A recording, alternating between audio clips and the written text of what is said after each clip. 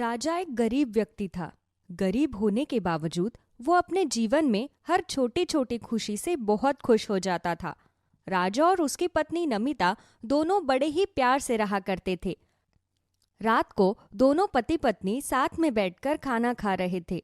तभी राजा का बैल, जिसके 3 सींग थे, वो जोर जोर से चिल्ला रहा था। उसके चिल्लाने की आवाज सुनकर राजा मुस्कुराता हुआ नमिता से बोलता है, दिखा नमिता, हमारा लल्लू कितना समझदार हो गया है। उसे जब भी भूख लगती है वो जोर जोर से चिल्लाते हुए हमें बुलाने लगता है। अब एक काम करता हूँ, पहले लल्लू को खाना दे देता हूँ, उसके बाद ही खाना खाऊंगा मैं। अरे नहीं जी, आप आराम से बैठकर खाना खाइए, लल्लू को खाना मैं दे आती हूँ। अरे नहीं नहीं नमिता, तुम्हें तो पता ही है हमारा लल्लू कितना जिद्दी है। जब तक मैं उसे खाना नहीं खिलाऊंगा तब तक वो खाना ही नहीं खाता। तुम आराम से बैठो, मैं अभी आता हूँ। राजा अपने बैल को लल्लू कहकर बुलाता था। राजा अपने गौशाला में जाता है और लल्लू को खाना देता है। ले मेरे बच्चे, ये ले, पेट भर के खाना खा ले। कल सुबह बहुत सारा काम करना है हमें। जब तक तू मेरी मदद ना करे तब तक मेरा काम खत्म ही नहीं होता। भगवान ने भले ही मुझे कोई औलाद ना दी हो, लेकिन तू मेरे बेटे से कम नहीं है। चल लल्लू, अब तू आराम से खाना खा। ऐसे ही अगली सुबह राजा अपने बैल लल्लू के साथ अपने खेत जा रहा था। तभी राजा के गांव का एक अमीर जमींदार पप्पू सिंह उसके पीछे पीछे जाता है। आखिर राजा इतना खुश कैसे रहता है? आज तो पता लगाकर ही रहूंगा, आखिर क्या राज है इसकी खुशी का। पप्पू से राजा का सुख चैन बिल्कुल भी बर्दाश्त नहीं हो रहा था। वो चुपचाप एक पेड़ के पीछे खड़ा होकर राजा और उसके बैल को देख रहा था। मुझे तो लगता है इसकी खुशी का राज ये 3 सींग वाला बैल है। अरे एक तो ये बैल दिखने में ही बड़ा अजीब सा है, ऊपर से जब से ये राजा के जीवन में आया है तब से तो ये राजा बहुत खुश दिखाई देता है। अरे इतनी गरीबी में भी भला कौन इतना खुश रहता है? अरे एक मैं हूँ, इतनी सारी जमीन है, इतना सारा पैसा होने के बावजूद मुझे कुछ ना कुछ कमी लगी ही रहती है, और एक ये राजा है। पप्पू परेशान होकर वहां से अपने घर आ जाता है और घर आने के बाद उदास होकर अपने कमरे में बैठ जाता है। तभी वहां उसकी पत्नी शांति आती है और शांति अपने पति से कहती है, क्या बात है, बहुत उदास नजर आ रहे हैं आप, सब कुछ ठीक है ना? अरे भाग्यवान, क्या ठीक है? मुझे एक बात समझ में नहीं आती। हमारे गांव का वो जो राजा है ना, वो इतना गरीब है, खाने के लिए ठीक से राशन तक नहीं होता उसके घर में।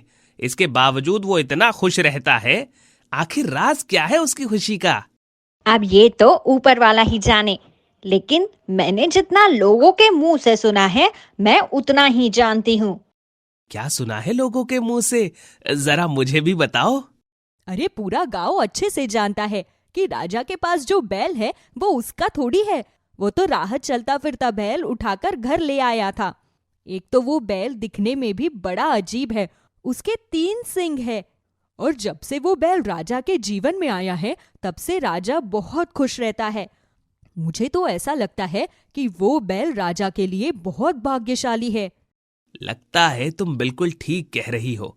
राजा की खुशी का राज वो 3 सींग वाला बैल ही है। किसी ने सही कहा है कि इंसान जितना अपने दुख से परेशान नहीं होता उतना दूसरों की खुशी देखकर परेशान रहता है। ठीक उसी तरह से पप्पू के साथ भी ऐसा ही हो रहा था। ऐसे ही अब पप्पू कैसे भी राजा को परेशान देखना चाहता था। रात को पूरा गांव अपने अपने घर में सो रहा था। तभी पप्पू अपने कुछ आदमियों के साथ मिलकर राजा के बैल लल्लू को पकड़कर कहीं दूर किसी और गांव में छोड़ आता है। ऐसे ही अगली सुबह राजा जब अपने गौशाला में जाता है तो वो अपने लल्लू को न देखकर परेशान हो जाता है। लल्लू, अरे ओ लल्लू, कहाँ चला गया तू? अब तक तो कभी भी मेरे बिना कहीं नहीं गया। लल्लू, तुझे मेरी आवाज आ रही है तो आजा चुपचाप। बेचारा राजा परेशान होकर यहाँ वहां लल्लू को ढूंढने लगता है, लेकिन लल्लू उसे कहीं नहीं मिलता। राजा भागता हुआ पूरे गांव में लल्लू को छान मारता है, लेकिन लल्लू उसे मिल ही नहीं रहा था, जिससे राजा बहुत ज्यादा परेशान हो जाता। लल्लू, कहाँ चला गया तू? अरे मुझसे कोई भूल हो गई क्या, या फिर जाने अनजाने में मैंने तुझे कुछ भला बुरा कह दिया जो तू अचानक से चला गया। लल्लू, कहाँ है मेरे बच्चे? तू आजा मेरे पास, मुझे तेरे बिना बिल्कुल भी अच्छा नहीं लग रहा। बेचारा राजा थक हार कर अपने घर आ जाता है। घर आने के बाद नमिता राजा को खाना देती है।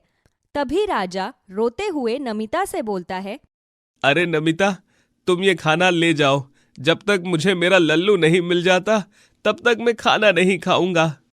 अरे तुम चिंता मत करो, लल्लू जहाँ भी होगा वो हमारे पास आ जाएगा।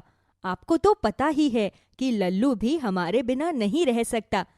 जब तक वो आपके हाथों से खाना ना खा ले तब तक उसे चैन ही नहीं मिलता। लेकिन नमिता, सुबह से शाम हो चुकी है, लल्लू अभी तक घर पर नहीं आया है। मुझे उसकी बहुत चिंता हो रही है। कहीं उसके साथ कुछ हो तो नहीं गया है? हे भगवान, कितना बड़ा लापरवाह हूं मैं, अपने लल्लू का ख्याल ही नहीं रख पाया। लल्लू के जाने से राजा के घर का माहौल पूरी तरह से खराब हो जाता है। तो वहीं पप्पू राजा के घर की खिड़की से राजा को इस तरह से रोता हुआ देखकर बड़ा खुश हो रहा था और वो खुशी खुशी अपने घर आकर अपनी पत्नी को सारी बात बताता है। अरे सुनती हो शांति, कहाँ हो तुम? आओ जरा एक खुशखबरी दूं। आज मुझे बहुत खुशी मिल रही है। अरे जल्दी आओ भाग्यवान। अरे क्या बात है, आखिर आज आपको ऐसा क्या मिल गया जिससे आपकी खुशी संभली ही नहीं जा रही? अरे तुम्हें तो पता है, अभी अभी मैं राजा का रोता हुआ चेहरा देखकर आया हूँ। उसे रोता हुआ देखकर मुझे बड़ा सुकून मिल रहा है। अरे हाँ, बेचारा बहुत परेशान है। उसका लल्लू न जाने कहाँ चला गया है। पूरे गांव में यहाँ वहाँ ढूंढ लिया उसने, लेकिन उसे उसका बैल कहीं नहीं मिला। अरे मिलेगा भी कैसे?